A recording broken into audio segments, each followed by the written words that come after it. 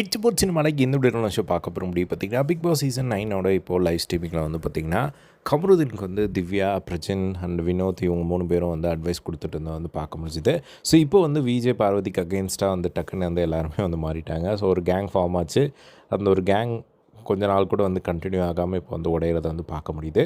So இன்றைக்கி அந்த நெய் பிரச்சனையில் வந்து பார்த்திங்கன்னா இப்போ கமருதீனுக்கும் விஜய் பார்வதிக்கும் நடந்த ஒரு சண்டையில் கமருதீன் செம்ம அப்செட்டாக இருக்கார். ஸோ ஒரு நெய்க்காக இவ்வளோ நாள் பழக்கின பழக்கத்தெல்லாம் விட்டுட்டு என்னை வந்து மற்றவங்க எல்லார் முன்னாடியும் அசிங்கப்படுத்திட்டாங்க அப்படிங்கிறது தான் கமருதீனோட வாதம். ஸோ இப்போ வந்து அதை பற்றி வந்து இவங்க எல்லார்ட்டையும் வந்து சொல்லும் போது இவங்க எல்லாருமே அட்வைஸ் பண்ணிகிட்டு இருக்காங்க. இப்போ திவ்யா வந்தாங்க. ஸோ திவ்யா வந்து அவங்க என்ன சொன்னாங்க அப்படின்னா, நீ வந்து உனக்கு அவ கூட ஃப்ரெண்ட்ஷிப் இருக்கா, ரிலேஷன்ஷிப் இருக்கா, அதெல்லாம் வந்து வெளியே போய் பார்த்துக்கோங்க.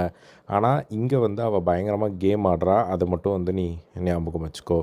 ஸோ எனக்கு கம்ருவை தெரியும் அப்படிங்கிறனால தான் நான் வந்த உடனே வந்து நான் சொன்னேன், நீ உன் கேமை ஆடு, அவள் கேமை ஆடிட்டுருக்கா அப்படின்னு சொல்லிட்டு. ஸோ இந்த இடத்துல வந்து ஒரு விஷயம் வந்து அவள் பண்ண நான் நோட்டீஸ் பண்ணேன். இந்த டாஸ்க் வந்து நடந்தப்போ அந்த கண்ணில் அடிபட்டது வந்து நீ அடிபட்ட மாதிரி ஒரு கேம் வந்து ஆடினா. அது வந்து எனக்கு வந்து என்னதுக்கு இப்படி பண்ணுறா அப்படிங்கிற மாதிரி தான் வந்து தோணுச்சு. அது வந்து சபரி அடித்து அவள் கண் அந்த மாதிரி ஆச்சு.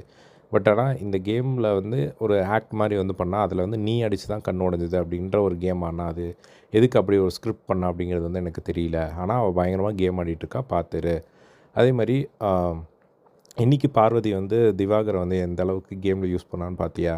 இப்போது ஒரு இடத்துல வந்து இவ்வளோ நாள் வந்து பார்வதியும் திவாகரும் அவ்வளோ க்ளோஸு. ஆனால் இன்றைக்கி வந்து எல்லாருமே வந்து சப்போர்ட் பண்ணுறாங்க அப்படின்னு சொல்லிட்டு, எல்லோரும் சப்போர்ட் பண்ணால் நம்மளுக்கு வந்து சப்போர்ட் கிடைக்குமே அப்படின்னு சொல்லிட்டு திவாகரையே வந்து ஜெயிலில் எடுத்து போகிறதுக்கு வந்து அவள் தயங்கினதில்லை. ஸோ அவ்வளோ க்ளோஸாக இருக்க அவங்களையே வந்து அவள் வந்து கேமுக்காக இந்த மாதிரி பண்ணுவாள். ஸோ நீ வந்து பார்த்து தான் இருந்துக்கணும், நீ உன் கேமை தான் வந்து ஆடணும்.